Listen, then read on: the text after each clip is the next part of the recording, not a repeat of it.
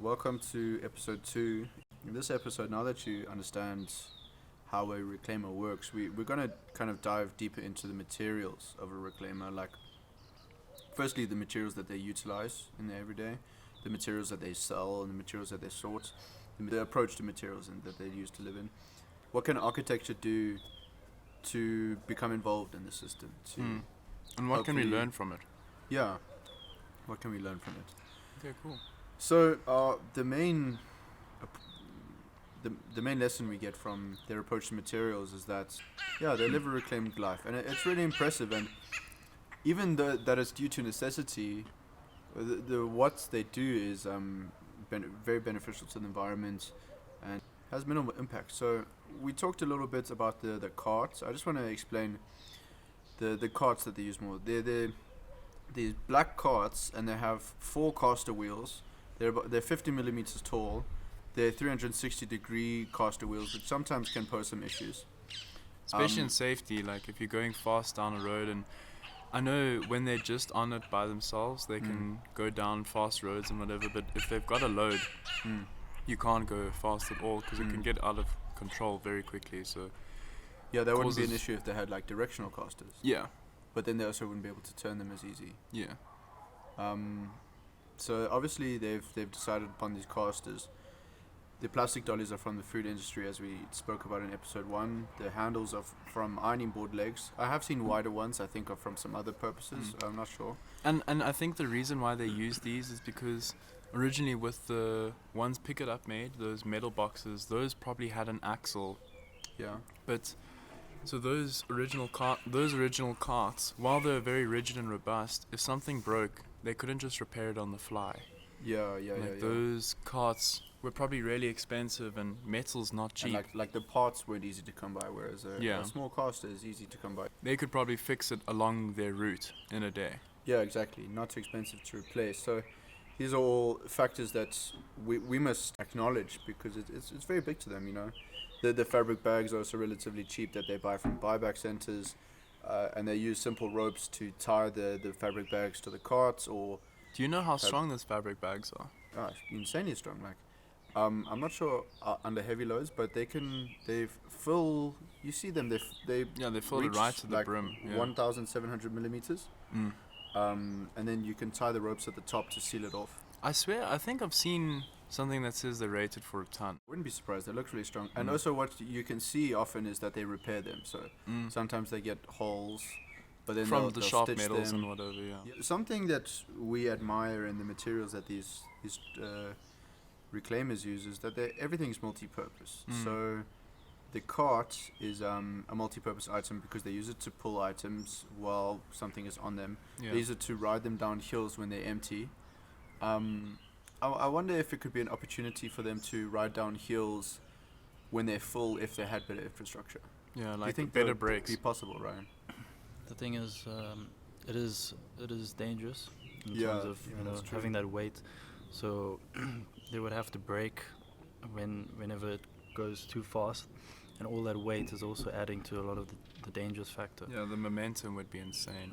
Okay, crazy idea. What do you think if we made like a bicycle? Like, you know how like a tuk-tuk works? Yeah. What if you made like a bicycle that can hold the weights, and they can have then like a mechanical brake? Bikes, I used to cycle, and if you're a heavy guy, you couldn't ride on most bikes because the braking mechanism isn't even rated for that, so it would be a very difficult I think you would workaround.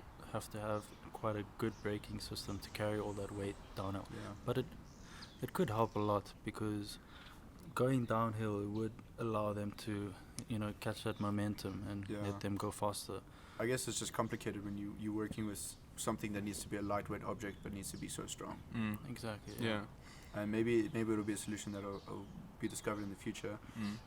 Also, just further about the carts, I noticed that they use them as their own waste removal systems. They'll put their own waste from wherever they're living, and they'll take them to like a pickup site.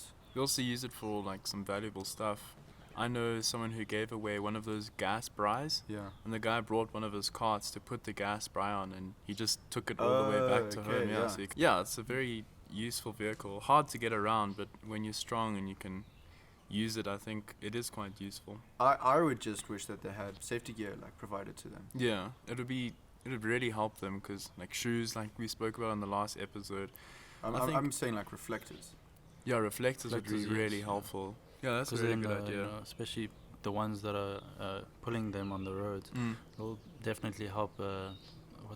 Drive-bys that will see them, and especially Yeah, when they're working late. it'll just reduce that lack of vision Yeah. of them. So then the other multi-purpose object we identified was the shoes, which Yeah. are walking objects, braking objects, and also like a general safety gear that protects their feet. How can we take this innovation of a multi-purpose, something so simple, how could we bring that to architecture? Firstly, what I wanted to talk about is what Pick It Up did, which Yeah. was pretty horrible. So if you Google Pick It Up Reclaimers, it comes up with this article titled "A New Innovation Takes Heavy Load Off Reclaimers," which Yeah. I find to be a very ironic title. This Yeah. is a solution that Pick It Up made that we've kind of lambasted in our own private time and also talked about in the previous episode a little bit. It's this green metal box it's probably itself weighs 30 kilograms. It's the only good thing that we found it has about it is that it has like reflective gear, but pretty much everything else about it is bad. Because it has this box, the space can expand like a fabric bag, Yeah. and the casters are much larger. So when the casters are larger, they might run away. Also, if a larger caster takes you off the ground more, so it makes it harder to control. Yeah. And I'm wondering also if you have a larger caster and it hits an object, would they flip? Would Yeah, the whole cart probably. flip? If the thing is already 30 kilograms, and now they have to carry, that's 30 kilograms less of materials they could go sell.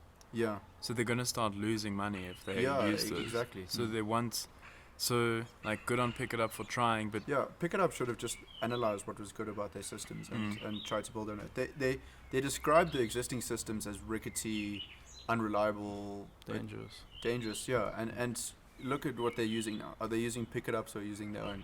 They're using their own, and it's more successful. There was also too few of them. They only made 20 carts, and they never even like did like a part 2. They never further explored the idea. Again, you said like it's too expensive. So the metal itself is valuable. If it got damaged, they couldn't repair it. Yeah. There was no service industry. So we just look at that and we think about how can architecture look at these guys, and it's not replacement, it's improvement. That's what we want to think of. Yeah, 100%. So when we started exploring materials, obviously the number one things to these guys is the value of the materials. So notably, there's a lot of lists, like the PET, HDP, and PP are the major plastics. So just to clarify for you guys, PET is any plastic that's see-through. HDPE is so like a milk carton where it's, what's the word, opaque or something? Yeah. And PP plastic is bottle caps, anything small. Yeah. So interestingly, a lot of these plastics, so Luke, I did a recycling course with this guy called Sean Williams, and he's got this organization called Live Life Always. They collect plastics, it's the HDPE plastics, and they stuff it into 2-liter bottles, and they make these eco bricks. Yeah. And he's created quite a few benches with them. So you just like stuff as many, like little like chip packets or whatever, you stuff that type of plastic in, and you just like really cram it in there, and then close it up, and it lasts for about 15 years. They try to make a few houses. The only problem is it lasts 15 years, so it's not that sustainable because eventually it does die out. But you always hear like plastic packets in the ocean will never actually disintegrate, so there is value to it because it is quite indestructible, which is quite useful in the construction industry. So maybe putting more thought into how we could bring plastics into our construction industry. So I just want to talk a little bit about, before we get into what we can do with the materials, the values of them. The plastics range from 5 to 3 rand per kilogram. The paper sells at 4 rand per kilogram. K4 boxes, which are just like your brown boxes, are 2 rand per kilogram. And then the most valuable is like aluminium cans and steel. So aluminium cans has actually increased dramatically. Sure. It used to be 80 cents per kilogram in 2014.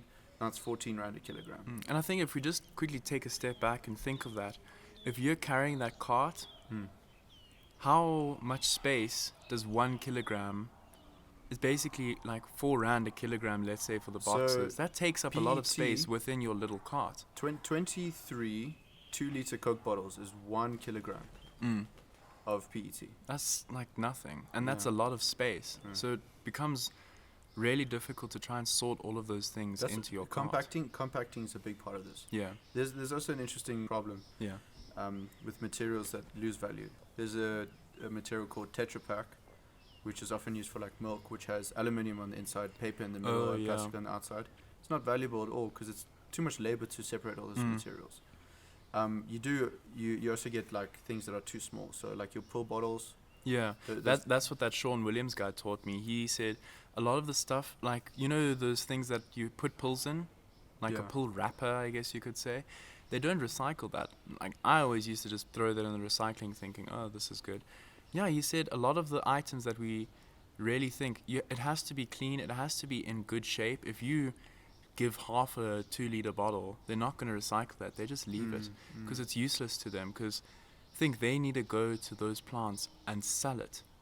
So it's The a plants, commodity. yeah, it's a commodity, and the machines, all of those small little pieces of plastic, if it's gonna get stuck in the machine and jam it, the guys won't buy it from them. So Yeah. it's a And big. it's private people buying from them.